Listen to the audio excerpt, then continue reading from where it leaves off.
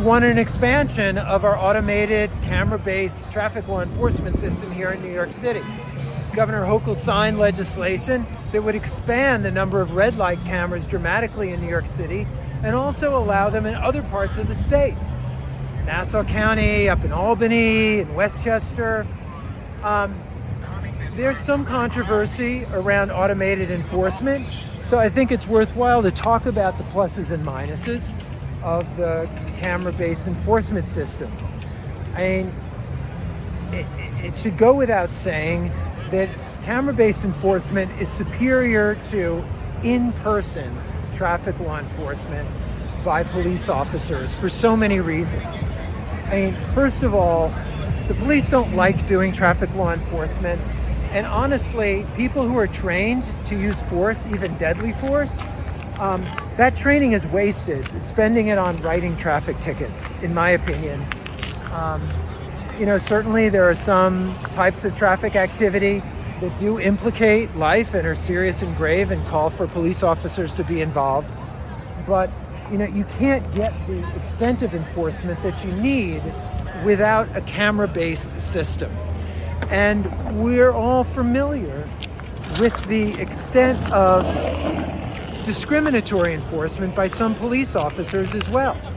We're all familiar that there are some police officers who, if they end up stopping someone and they have a Police Benevolent Association card or some other kind of indicator that they have a police officer in their family or somehow are involved with the police force or adjacent to it, if those people don't get a ticket, they get off with a warning.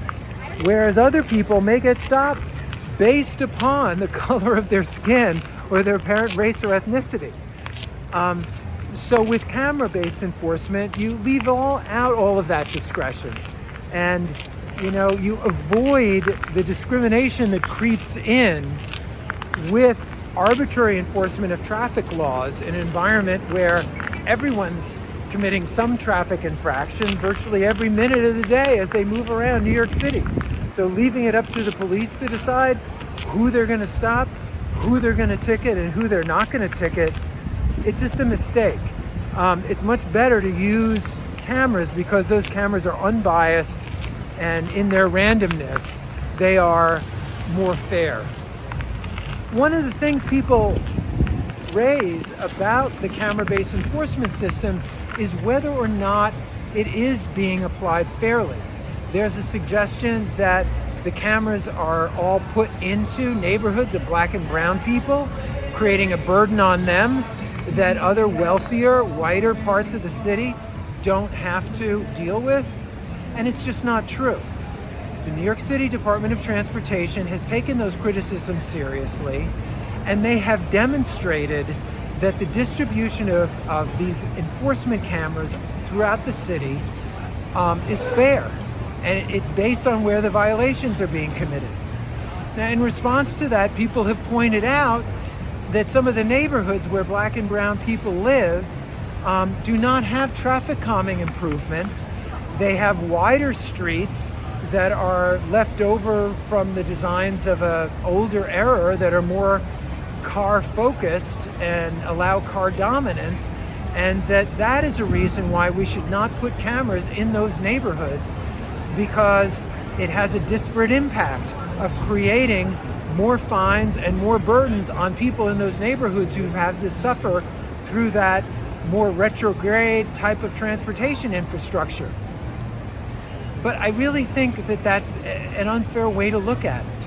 And the fact is, people have to follow the law regardless of how the street is constructed.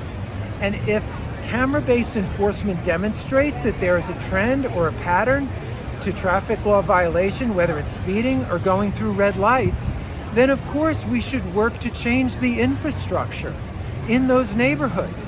And that's one of the things that you can't really do without a camera-based system. You can't find out where the violations are occurring and where the engineering fixes and education fixes need to be implemented without an automated system. Otherwise, you're just relying on the police, or you're relying on the vagaries of which neighborhoods are asking for those improvements. And instead, we should be making the improvements where they're needed, as demonstrated by empirical data showing where the violations occur.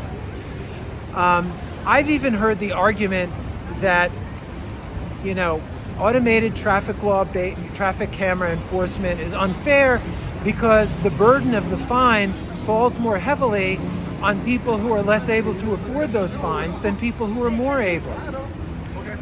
Well, that's just how it is right now in the United States. There are jurisdictions, and one that comes to mind is Sweden, where the amount of fine you pay for a traffic violation is graduated based upon your income.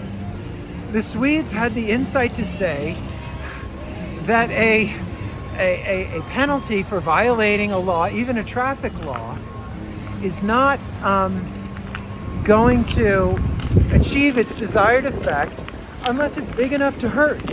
And it needs to be bigger for people who have more money. But we are a long way off from that kind of a graduated traffic law enforcement penalty system here in this country.